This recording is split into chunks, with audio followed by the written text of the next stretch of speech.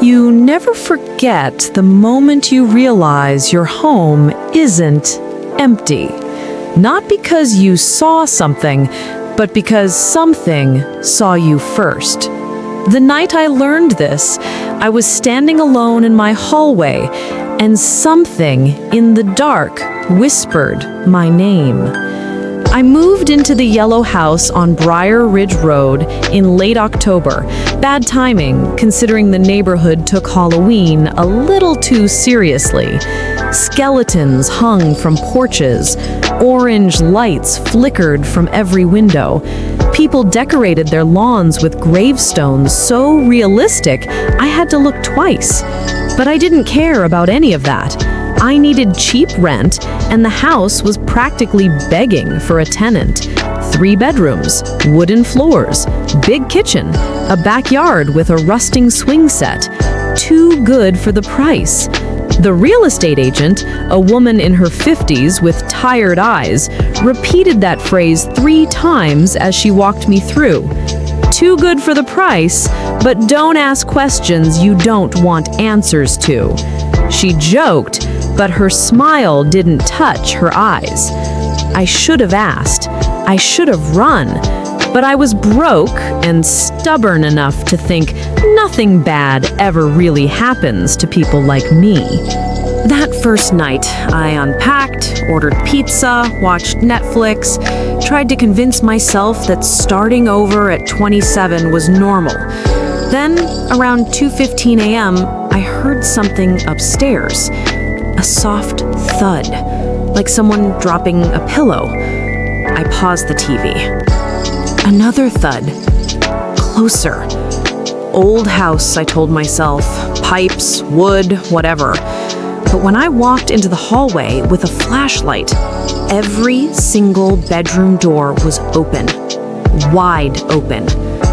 I knew I'd closed them earlier so I wouldn't stub my toes in the dark. Now, every one of them had quietly swung open as if someone walked room to room checking them. I told myself it was the draft, even though none of the windows were open. The following nights were worse. The noises changed from random thuds to something that felt intentional. Footsteps. Always upstairs, always pacing back and forth. 7 steps one way, pause. 7 steps back, pause. Every night. I tried to record it, but the moment my phone started recording, the footsteps stopped, as if they knew, as if they didn't want to be captured. Then came the night I heard a whisper. It happened around 3 a.m. I was lying in bed staring at the ceiling when the air pressure shifted. Have you ever felt a room inhale? Like the walls expand with a breath? That's what it felt like. Then I heard it. A whisper. Soft. Close. Too close. Hey. I froze. My skin went cold. My breath stopped. The whisper came again, this time from my bedroom doorway. Hey. I turned my head, terrified to see someone standing there, but there was nothing, just darkness. Stop, I whispered, my voice shaking. And whatever it was, laughed. Not a loud laugh, just a soft, low chuckle. Like it was amused. Like my fear was funny. The next morning, my neighbor, the elderly woman living next door, came by with a pie. "You're brave," she said. I thought she meant living alone. She didn't. Most people don't stay long in that house. She lowered her voice. "It gets noisy." She didn't mean the pipes. Her eyes darkened when she added, "If you hear something calling you, do not answer."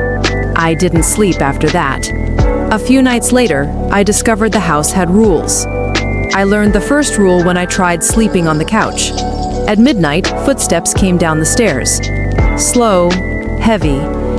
They stopped right behind the couch, inches from my head. The air froze. Then a voice whispered right into my ear, "Wrong place." I bolted back to my bedroom. The footsteps stopped. The next night I tried the guest room. Around 2 a.m., the door slammed so violently it cracked the frame. Then a whisper followed, "Not yours." I moved back to my bedroom permanently. But the closet in that room, the closet was wrong. It was always freezing cold. Not normal cold, dead cold. Like standing inside a mortuary. I avoided it, only grabbing clothes when absolutely necessary. One night, I heard a soft thump from inside, then another. Then a scraping sound, like fabric dragging on wood. When I got up and closed the door, something inside began pounding. Hard, fast. The next morning, I found deep scratch marks all over the inside of the closet door. Long, rough, human-sized. I needed answers. At the county records office, an older clerk looked up the address and sighed. "That's the Anderson property," he said. My stomach tightened. He explained that a woman had disappeared inside the house in 1992. No struggle, no intruder, no body. Her clothes were found spilled across the floor as if she'd been folding laundry and suddenly vanished. The closet was ice cold, the clerk said, colder than the rest of the house. Husband swore he heard her voice whispering from it for weeks. I felt sick. He looked at me and said, "Maybe find another place to stay." That night, I tried. I really did. But at 3 a.m., the voice came back. This time, it said my name. Not whispered, not breathed, spoken. Emily. I shot upright in bed. My breath fogged the air. It was that cold. The mattress dipped beside me, exactly like someone was sitting on the edge. Then something touched my ankle.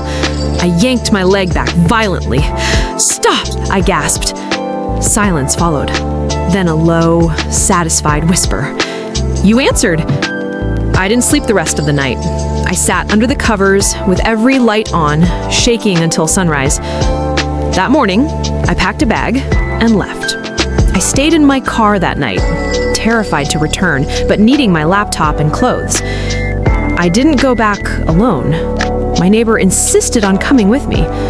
"I won't let you go in there by yourself," she said, gripping my hand tightly. When we entered the house, it was silent. Not peaceful, waiting. The air felt heavy. We went upstairs together. When we reached my bedroom, my neighbor froze, squeezing my arm. The closet door, which I had closed before leaving, was wide open. And the scratches, there were more. Fresh ones, deep ones, as if someone had dragged their nails down the wood again and again. "We need to leave," she whispered. I stuffed what I could into my bag. Laptop, wallet, chargers, clothes. We turned to go. The bedroom door slammed shut so hard the floor shook. My neighbor screamed. The temperature dropped instantly. Ice spread across the window. Our breaths came out white. Then the closet spoke. "Emily?" Not one voice. Several. Layered. Distorted. Like multiple people saying my name at the same time. My neighbor grabbed my arm and yanked me toward the door. We shoved it open and ran down the stairs. Behind us, something ran too. Fast. Too fast. Not human fast. We sprinted outside and collapsed on the lawn, shaking. The front door slammed shut behind us.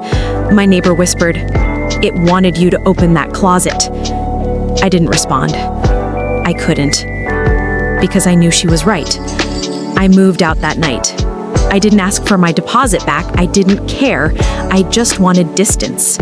When I returned the keys, the agent didn't ask a single question. She only said, "It chooses someone every few years. It whispers until they answer, and once you answer, it doesn't stop." It's been 11 months. I live in a different state now. New job, new apartment, new life. But sometimes, usually around 3 a.m., I hear it again. A soft thud, a faint drag, like a pillow dropped on the floor. Last week, half asleep, I felt cold air brush against my cheek, and a whisper, "Emily." I didn't respond. I couldn't, because I knew she was right. But deep down, I don't think that matters. The house might be far away, but whatever was inside it isn't finished with me yet.